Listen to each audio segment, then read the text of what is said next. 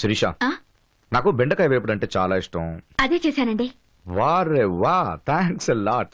అలాగే ఉడవచారంటే నాకు చాలా ఇష్టం. రేపు చేస్తావా? అది కూడా చేశానండి. చేసావా? రే, థ్యాంక్స్ ఎ లాట్. అందులోకి మీగడతో పాటు ధనియాల చారు కూడా చేశానండి. మీకు అల్సర్ అని అన్నిట్లోనూ ఉప్పు కారం తగ్గించాను. ఎంత ఉప్పు కారం తిన్నా నేను నీకు రుచిగా ఉండనులే శిరీష. బేసికలీ అనాథని, పైగా అల్సర్ పేషెంట్ ని.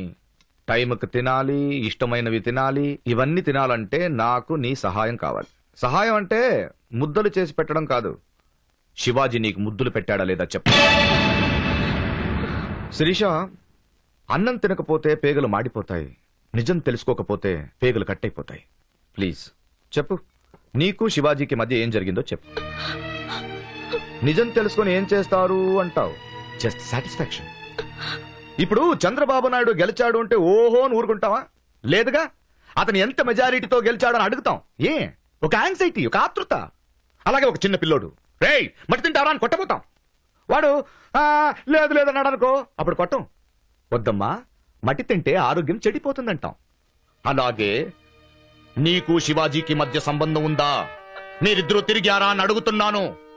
అవును తిరిగామన్నామనుకో, వద్దు శిరీష, ఆరోగ్యం చెడిపోతుంది, తప్పమ్మా, రోగాలు వస్తాయని చెప్తానంటే. శిరీష, బేసికలీ నేను అల్సర్ పేషెంట్ నమ్మా, పైగా అనాథని. నిజం తెలుసుకోకపోతే నాకు చచ్చిపోయేంత టెన్షన్ వస్తుందమ్మా. చెప్పు ప్లీజ్, ఏం జరిగింది? ఉంటండి, నాకే పాపం తెలీదు. అతనికి నాకు ఏ సంబంధం లేదు. అబ్బా,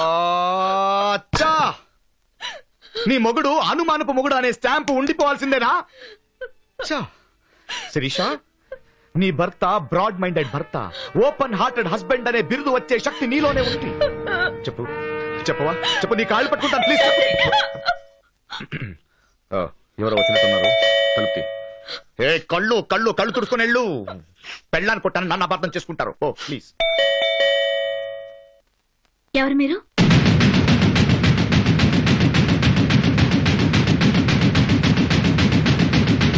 హలో, అన్నీ ఉన్నాడా? ఉండే ఉంటాళ్లే. అన్నీయా, హలో అన్నయ్యా, నే వచ్చేసా. ఏంటన్నయ్యా అప్పుడే భోంచేస్తున్నావా? ఓ, అల్సర్ పేషెంట్ కదా, అందుక భోంచే భోంచే భోంచే భోంచే. అల్సర్ అన్నయ్యా, అల్సర్ అన్నయ్యా, అల్సర్ అన్నయ్యా. ఉలవచారు బాగా బాడీకి వేడి కావలసిన టైంలో కరెక్ట్ ఐటమ్ ఉండవు శిరీష. అన్నయ్యా, ఇక కుమ్ముడే కుమ్ముడు, ఇక దున్నుడే దున్నుడు. జస్ట్ ఎ మినిట్, ఇప్పుడే వచ్చేస్తా. What is this? Old monk రమ్మన్నయ్యా, ఓ పెగ్గు తోస్తావా? ఓ, అసలే అల్సర్ పేషెంట్ వి, పేగులన్నీ పాచిపోయి వాచిపోయి కుళ్ళి. Shivaji, oh sorry sorry sorry sorry.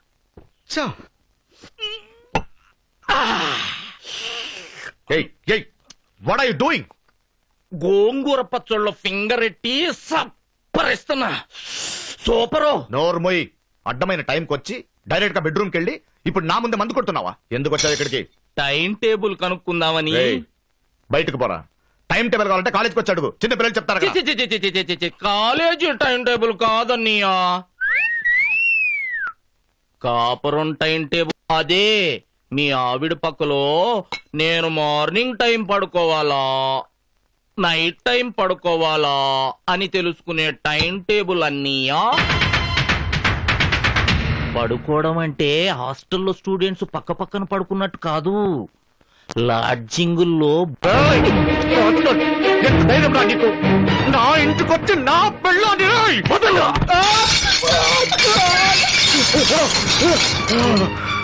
Time table అంటే నీ ఇల్లాలితో కాపురం చేసే టైం టేబుల్ రా. నేను కొన్న చీర మళ్ళీ మళ్ళీ కట్టించే టైం టేబుల్ రా. నువ్వు కాలనీ మొత్తానికి ఏ టైంలో నేను వస్తున్నానో వివరించి చెప్పిన టైం టేబుల్ రా. నీ ఇల్లాలి శీలం నాకు పంచిచ్చేటప్పుడు నువ్వు రోడ్డు మీద పడుకునే టైం టేబుల్ రా. ఇది సెకండ్ హ్యాండ్ కేసు. ఆ ఫస్ట్ టైం గాడు ఆ టైంకి వస్తాడు, ఈ టైంకి వెళ్తాడు, అందుకే వాడి చెల్లి పెళ్లి చెడగొట్టా, వాడి తల్లిని బ్రోకర్ని చేస్తా అన్నావా లేదా? మా ఇద్దరికి రంకుందని మొగుడివి నువ్వే స్వయంగా చెప్పినప్పుడు నాకు వేరే పెళ్ళెందుకు పెళ్ళామెందుకురా? అందుకే నీ ఇల్లాలితోనే కాపురం చేస్తా. నువ్వు కూడా ఉన్నావు కాబట్టి డబుల్ కాట్కు బదులు ట్రిపుల్ కాట్ చేయిస్తా.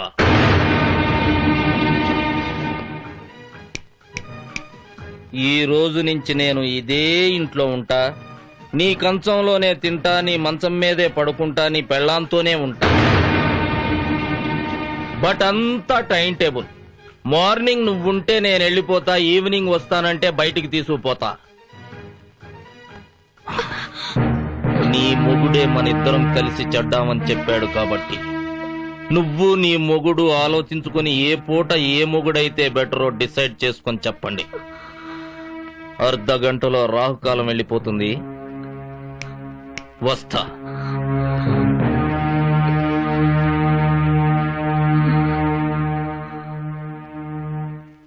పెళ్లికి ముందు ఎవరితో తిరిగావు, ఎవరితో అఫైర్ ఉంది, వాడేం చేశాడు, ముద్దు పెట్టాడా, బుక్క గిల్లాడా అంటే ఏనాడు నా మొగుడు అనుమానిస్తున్నాడు, హింసిస్తున్నాడా నేను బాధపడలేదండి.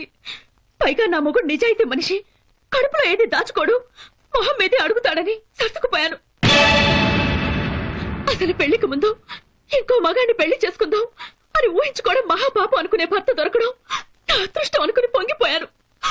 కానీ కాలనీ మొత్తం నా భార్య బజారుదని చెప్పుకుని బాధపడిన మిమ్మల్ని ఎలా అర్థం చేసుకోవాలో, పెళ్లిని చెడగొట్టి పగ తీర్చుకునేవాడిని ఏ పేరుతో పొగడాలో నాకు అర్థం కావడం లేదండి. ఏ మొగుడికి పెళ్ళాం మీద అనుమానం రాకూడదు. ఒక్కసారి చెడిందని అనుమానం వచ్చిన తర్వాత ఆ ఆడది నేను చెడిపోలేదు అని సాక్ష్యాలు తేవడానికి ప్రయత్నించకూడదు. అనుమానం వచ్చిన వెంటనే నువ్వు సెకండ్ హ్యాండ్ పెళ్ళాని నన్ను కొట్టుంటే సారీ, మిమ్మల్ని నమ్మించలేకపోయానని నా దారి నేను చూసుకునేదాన్ని. అంతేగాని కన్నడిక పరీక్షలు చేయించమని మీ కాళ్ళ మీద పడేదాన్ని కాదు. అయినా ఇంత దూరం వచ్చాక ఇంకా ఒకే చోరు కింద కలిసి ఉంటే నాకన్నా ముందు మిమ్మల్ని నలుగురు బ్రోకర్ అంటారు. బేసికల్ గా అనాథ, పైగా అల్సర్ పేషెంట్. అందుకే టైంకి తిని రెస్ట్ తీసుకోండి.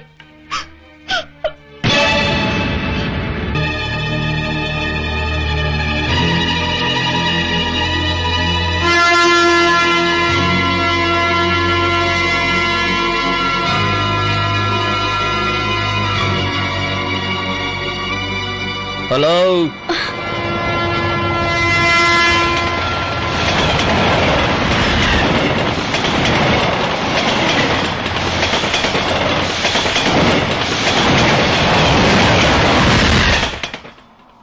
ఏంటి చెడు తిరుగుళ్ళు తిరిగి తిరిగి అలిసిపోయి చచ్చిపోవడానికి డిసైడ్ అయిపోయావా? అవును, అలాగే డిసైడ్ అయిపోయాను. షటప్. నీ మొగుడు నీకు నాకు లింకు పెట్టి ఆ మాట కాలనీ వాళ్ళందరికీ చెప్పాడు. దానికి నువ్వు సిగ్గుతో చచ్చినా తలెత్తుకోలేకపోయావంటారు. నీకు నాకు సంబంధం ఉందని స్టాంపు వేస్తారు. నువ్వు చచ్చి వాళ్ళ నుంచి బతికిపోయినా బతికున్న నేను వాళ్ళ వల్ల రోజు చస్తూనే ఉంటాను. మీ మొగుడు పెళ్లాల మూలంగా నాకు కర్మ పట్టడానికి వీల్లేదు. నువ్వు నీ మొగుడు కొట్టుకు చస్తే నాకేంటి, ఒకళ్ళనొకళ్ళు చంపుకు చస్తే నాకేంటి? నాకు నా క్యారెక్టర్ ముఖ్యం. ఎస్, శీలం పోయిన ఆడదాన్ని తిరుగుబోతంటారు, క్యారెక్టర్ లేని మగాడిని వెధవ అంటారు. నేను వెధవని కాను, వెధవలా బతకను లేను. అందుకనే నీకు నాకు నలుగురు మధ్య ఏ సంబంధం లేదని ప్రూవ్ అయ్యే వరకు నువ్వు చావడానికి వీల్లేదు. ఆ తర్వాత నీ తలకాయ తీసి మీటర్ గేజ్ మీద పెడతావు, బ్రాడ్ గేజ్ మీద బాదుకుంటావు, నీ ఇష్టం. పిచ్చిదానా, చస్తే సమస్య తీరిపోతుందనుకుంటే ఈ భూమి మీద చెట్లు పుట్టలే మిగులుతాయి.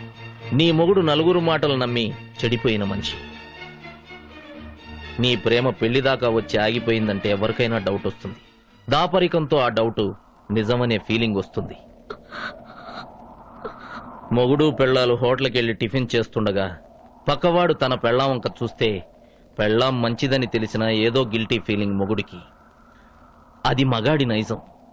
అదే నీ భర్తలో కూడా ఉంది. నేను నీ ఇంట్లో కాలు పెట్టింది నీ జీవితాన్ని చక్కదిద్దడానికే గాని నీ కాపురాన్ని చెడగొట్టడానికి కాదు శిరీష. టైం టేబుల్ చెప్పు, టైమింగ్ చెప్పు అంటూ నీ భర్తను వేధించేది మీ ఇద్దరినీ ఒకటి చేయడానికే కాని నేను నీ పక్కలో చేరడానికి కాదు. నిజంగా నాకు ఆ ఉద్దేశం ఉంటే మీ పెళ్లికి ముందు మీ నాన్న నన్ను కాదన్నప్పుడే నిన్ను లేపుకెళ్లి పెళ్లి చేసుకుని ఉండేవాణ్ణి. నా మీద నమ్మకం ఉంటే నాతో రా, నీ కాపురాన్ని నిలబెట్టి వెళ్ళిపోతా. లేదు నీ మీద నాకు నమ్మకం లేదు. మగాడు అనుమానించాక ఆడది పిరికిదానిలా చావాలి, అది మా ఆడవాళ్లకున్న శాపం అంటావా? ఇమీడియట్ గా చచ్చిపో. వస్తా. ఆగండి.